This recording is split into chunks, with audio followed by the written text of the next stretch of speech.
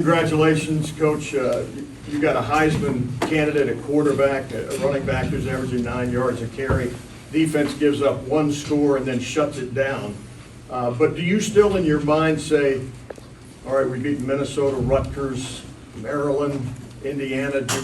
Is there room left to take down a heavyweight now next week or beyond? Well, I just think it's always been about us, and that's what we have to focus on.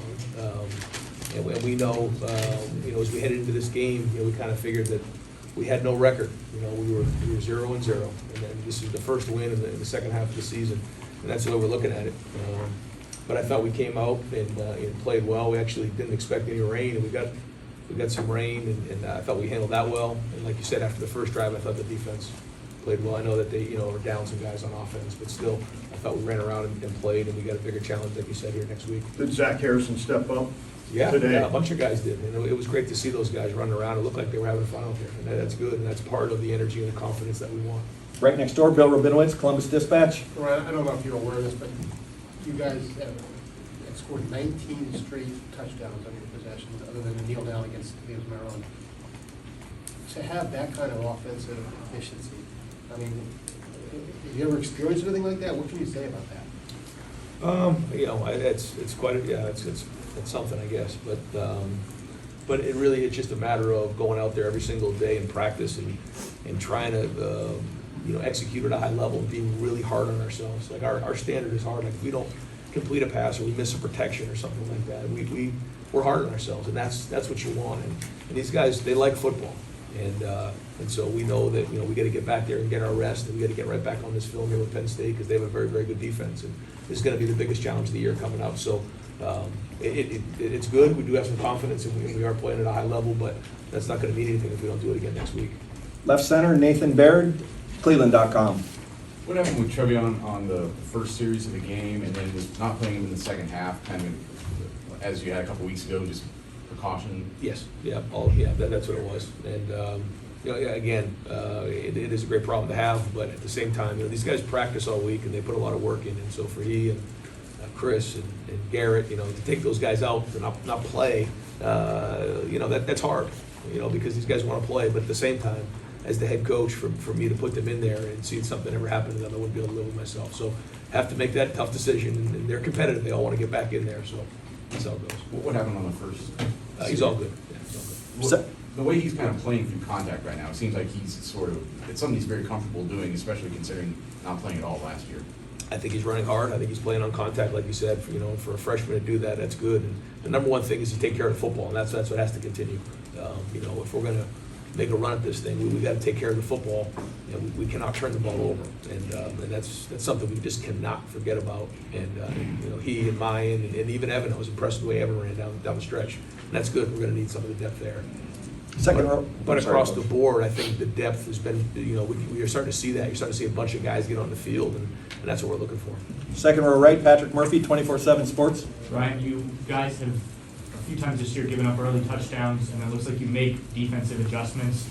I know you're not always in that conversation during the game, but to see your guys come out today and shut Indiana down after giving up that first drive, and the way that you've made adjustments since you've made some changes, just speak on that and how that's improved throughout the year. Yeah, that's a tribute to the guys on defense, Matt and Kerry and Larry, Al, all the guys over there, trying to identify how they're being attacked and then coming up with the answers. And that's what it comes down to as a coach. You want to have answers when your guys come off the field. What happened?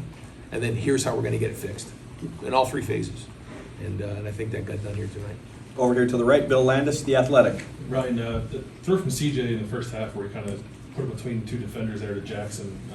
I don't know how many young quarterbacks would attempt that throw over the middle of the field, that kind of coverage. Like, what does his willingness and comfortability working the middle of the field do for you guys offensively? Well, it starts with the protection, and it starts with the trust in the guys to catch it. But he does see the field, and that's one of his strengths. He's got a lot of confidence right now, and that's a good thing.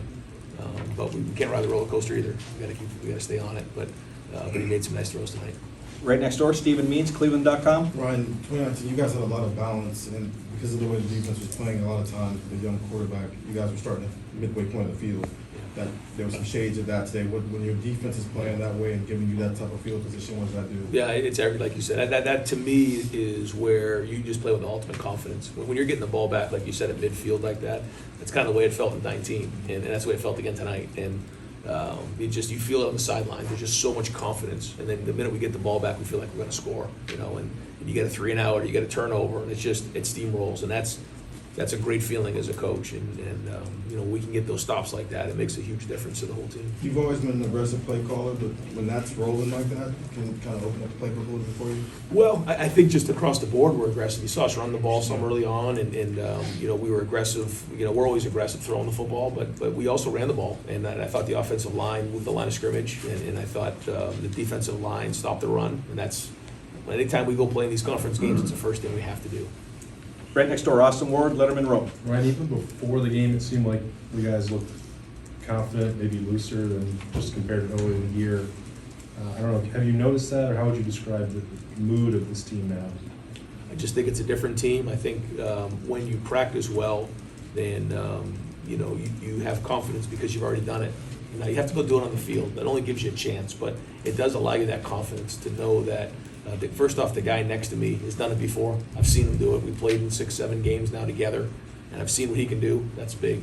And I think the defense has confidence in the offense. The offense is getting a lot of confidence in the defense now. We feel like we're playing pretty good on special teams. And when you feel like that, when you're not on your own, you have a bunch of guys with you. That's when you have that confidence, and I think that's probably what you felt there.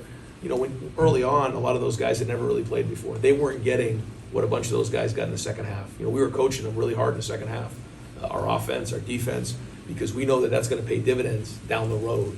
We missed that last year, and because of that, it was bumpy early on, and we didn't have a lot of confidence. Everyone kind of felt like they were out there on an island by themselves, but we're building on it. We're still not there. We've got a big one next week, and we got to get back and get ready for these guys. Behind Bill on the right, Jacob Benji, the Lantern. Hey Ryan, just on the offense, Jeremy Ruckert comes out, has 4 or 5 catches, couple touchdowns.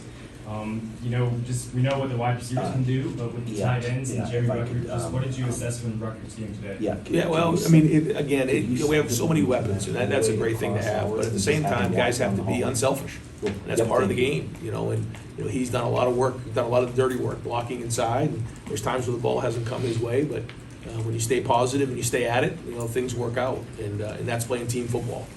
And it's hard because when you play in these games, the last 3 games, they haven't played 4 quarters, and so maybe they don't get them as many touches, and that's part of sacrificing. We talked about this week about what are you willing to sacrifice to be great and make this run, and sometimes it means sacrificing touches, but eventually it's going to come back to you, and it did for Jeremy tonight. We got time for one more, so I got Jeremy Ruckert and CJ ready to go. Rob Aller, the Dispatch.